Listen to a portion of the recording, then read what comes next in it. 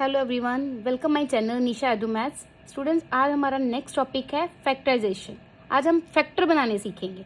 मेरी first example है x square plus 5x plus 4 equal to 0। जिसके आगे बेटा कुछ नहीं होता, उसके आगे इट मीन्स 1 होता है।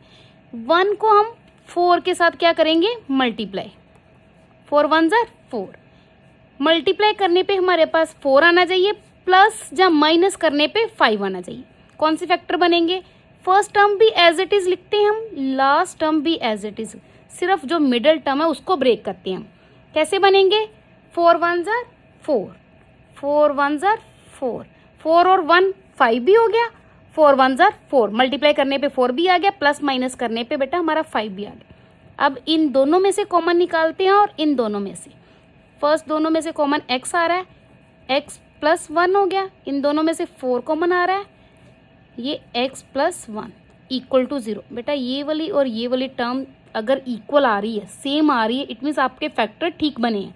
इन दोनों में से एक बार लिख देते हैं और ये नेक्स्ट बचा x और ये बचा प्लस 4 इक्वल टू 0। इन दोनों को अलग अलग इक्वल टू 0 रखोगे। x की वैल्यू कितनी आ गई? -1। इधर x की वैल्यू आ गई -4। आपका सोल्यूशन सेट क्या बना? -1 -4, ये आंसर। सेकेंड एग्जाम्पल आप एक और देखोगे, जैसे suppose that x square -7x plus 12 equal to 0। इसमें मेरे सभी प्लस थे, इसमें मैंने 1 जगह पे माइनस लिया। अब जिसके आगे कुछ नहीं, मैंने बोला था 1 है, इट मीन्स 1 को 12 के साथ मल्टीप्लाई करोगे तो 12 प्लस माइनस करने पे 7 आना चाहिए। फर्स्ट टर्म भी as it is, last term भी एज इट इज़। इन दोनों को लिख लो as it is. Middle term को ब्रेक करना है, मल्टीप्लाई करने पे 12। कैसे आएंगे? 3x minus 4x, minus minus plus हो गए, साइन तो बड़ी टर्म का आएगा।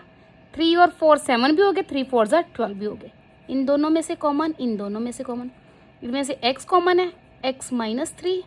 इसमें से -4 कॉमन निकाल लो, फिर ही -3 आएगा। मैंने बोला था ये और ये वाली टर्म इक्वल आनी चाहिए। इसको 1 टाइम लिख लो, अगेन इसको भी 1 time. x -3 equal to 0, x -4 equal to 0। x की वैल्यू 3 आ गई, x की वैल्यू 4 आ गई।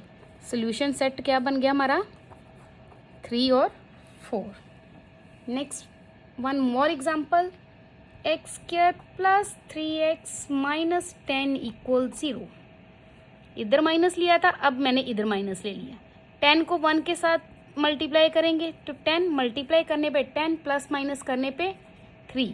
एक्स स्क्वायर -10 को तो एज इट इज लिखो, क्या बनेगा? 2x plus 5x। 5 2 ज़ा 10, 5 में से 2 गए 3। साइन देखना बड़ी टर्म वाला आता है, बड़ी टर्म के साथ मैंने प्लस ही लगाया। अब इन दोनों में से कॉमन निकाल लो बस। इधर बच गया x -2, इधर 5 कॉमन आ गया, x -2। x -2 एक बार लिख लिया। जो पेंडिंग टर्म्स है x plus 5 equal to 0। x की वैल्यू वो अलग अलग से इक्वल टू 0 रखो। x की वैल्यू 2 आ गई, x की वैल्यू आ गई -5। सोल्यूशन सेट क्या बन गया? 2 और -5।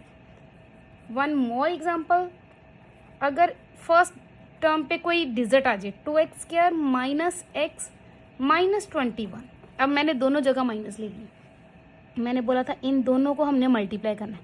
2 × 21 कितना आ गया? 2 1 ज़ा 2, 2 2 ज़ा 42। अब मल्टीप्लाई करने पे 42 प्लस माइनस करने पे 1 आना चाहिए। फर्स्ट टर्म भी as it is, last term भी एज इट इज़। अब मिडल टर्म को कैसे ब्रेक करेंगे? +6x minus 7x। 6 7 ज़ा 42, 7 में से 6 के -1। इन दोनों में से कॉमन, इन दोनों में से common.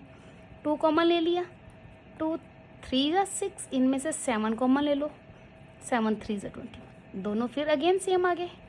x plus 3, 2x minus 7 equal to 0। x plus 3 को भी इक्वल टू 0 रखो, 2x माइनस 7 को भी इक्वल टू 0 रखो। x की वैल्यू आ गई -3, x की वैल्यू होगी 7/2। सोल्यूशन सेट में -3 और 7/2। वन मोर एग्जाम्पल बेटा जी, 2p² plus 11p minus 30 equal to 0। बेटा ये 30 इधर भी हो सकता था, पर इधर इक्वल टू 0 रखना है, ये टर्म्स इधर लेके आनी है। अब 2 को 30 के साथ मल्टीप्लाई करना है, मैंने बोला था इन दोनों को मल्टीप्लाई करते हैं, कितना आ गया 60, मल्टीप्लाई करने पे 60 प्लस माइनस करने पे 11, फर्स्ट को भी एज इट इज, लास्ट को भी एज इट इज, ब्रेक करनी है मिडल टर्म, 15 4 जा 15 में से 4 गए 11, 15 4 जा 60, इन दोनों में से कॉमन 2p कॉमन आ रहा है, p प्लस 2 बच गया, माइनस 15 निकालो common plus 2, p plus 2, 2p minus 15 equal to 0, p plus 2 equal to 0, 2p minus 15 equal to 0, p equal to minus 2 and p equal to 15/2। Solution set में ये। Thank you बेटा।